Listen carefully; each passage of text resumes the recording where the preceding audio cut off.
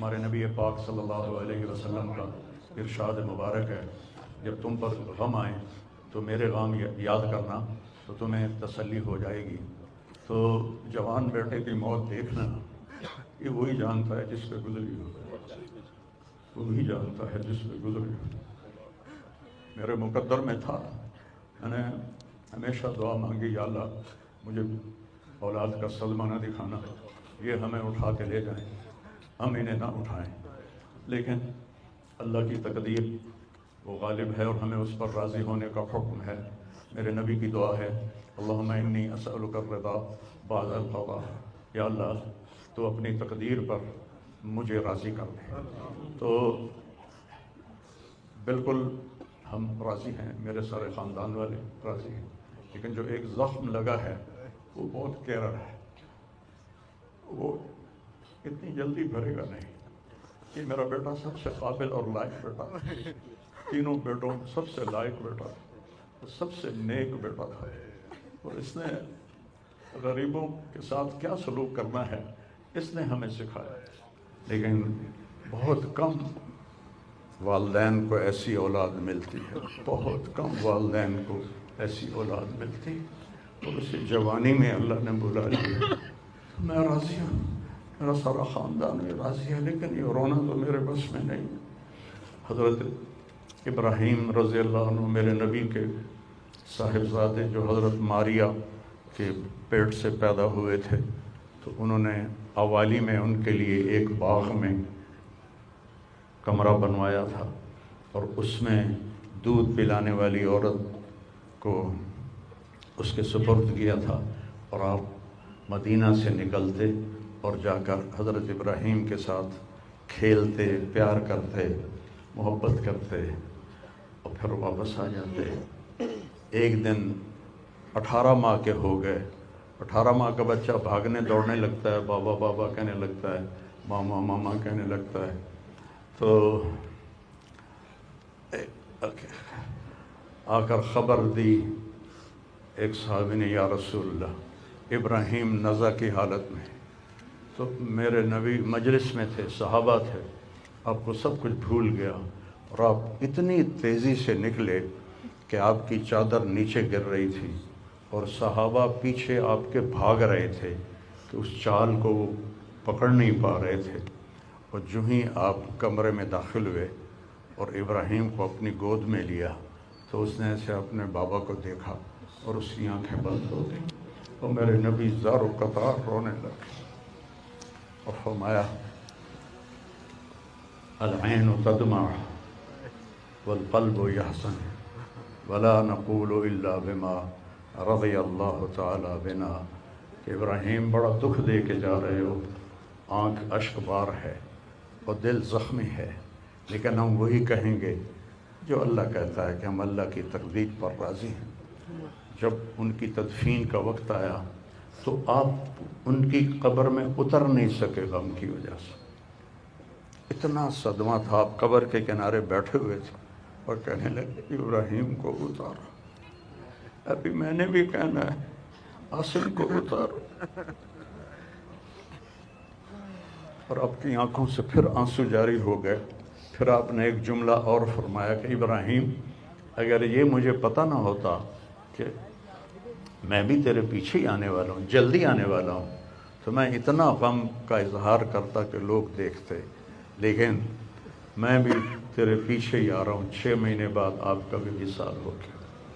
تو پھر واقعہ کربلا اتنی بڑی تسلی ہے پوری امت کے لیے کہ کسی نبی کی نسل پوری تیغ کر دی جائے، اور ان کے لاشوں پہ گھوڑے چلا دیے جائیں، اور ان کے سر کاٹ کے نیزوں پہ چڑھا دیے جائیں۔ آخری وقت میں امام علی علیہ السلام نے، ایک بچہ بچ گیا تھا عبداللہ 2 سال کا، تو آپ نے فرمایا میرا بچہ مجھے ملا تھا، باپ بھی تو تھے نا، باپ بھی تھے۔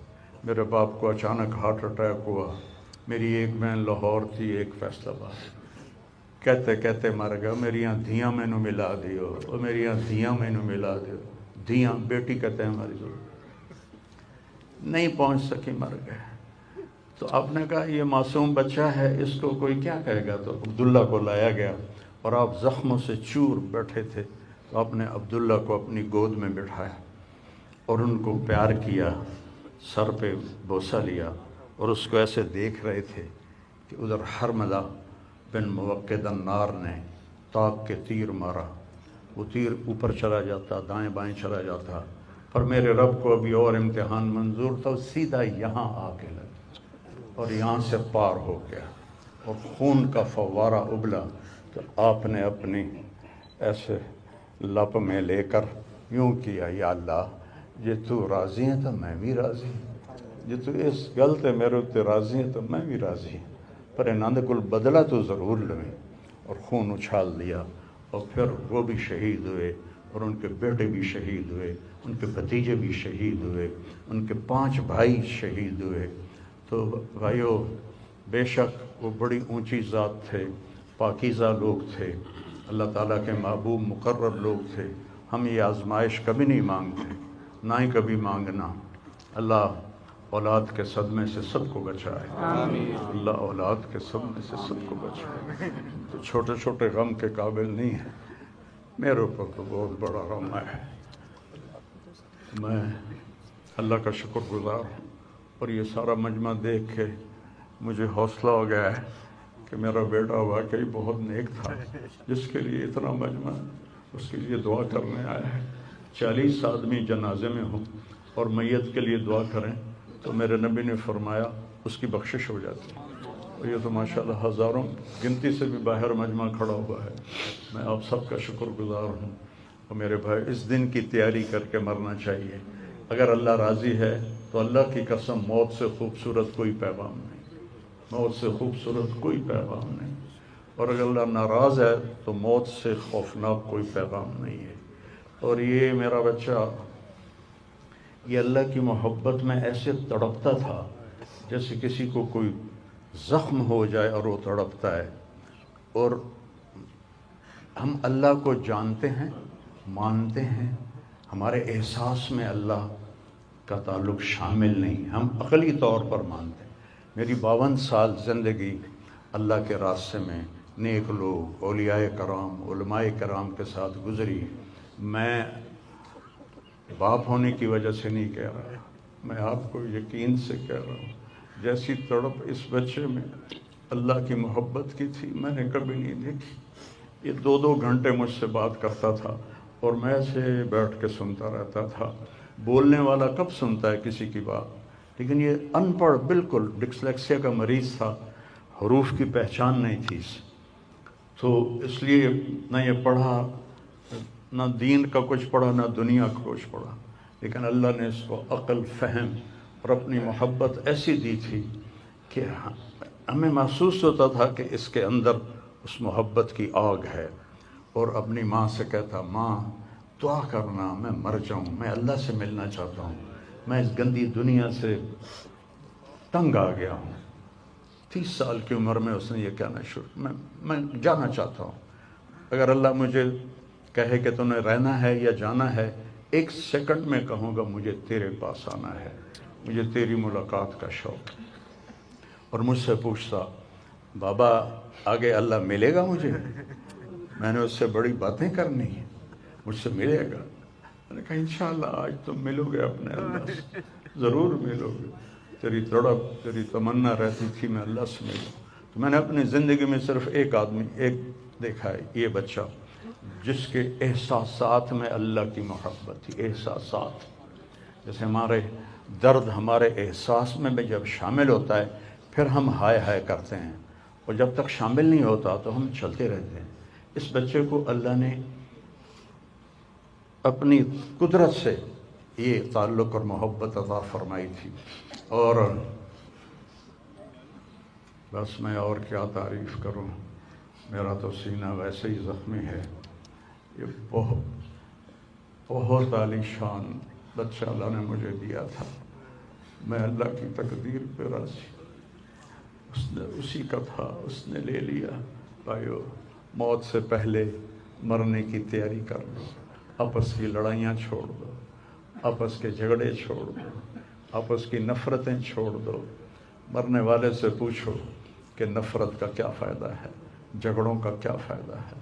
معاف کرنا سیکھو، معافی مانگنا سیکھو، معاف کرنا سیکھو، معافی مانگنا سیکھو۔ 5 نمازیں ہیں، کوتاہی نہ ہو۔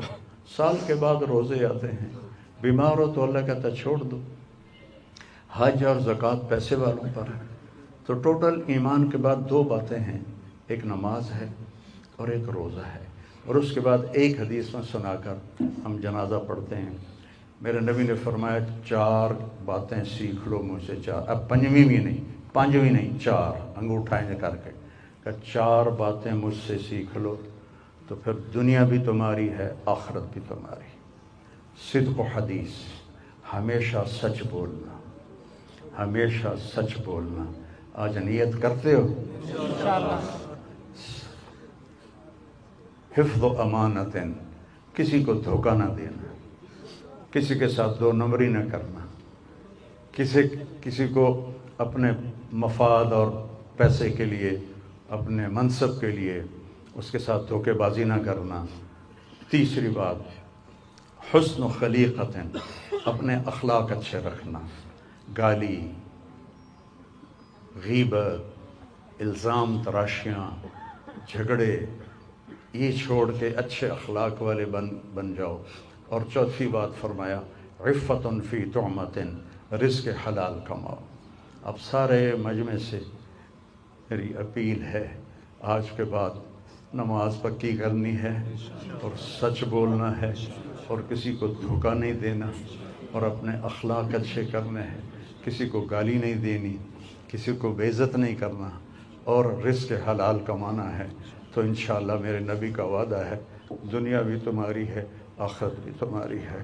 آؤ ہم اپنے بیٹے کو رخصت کریں۔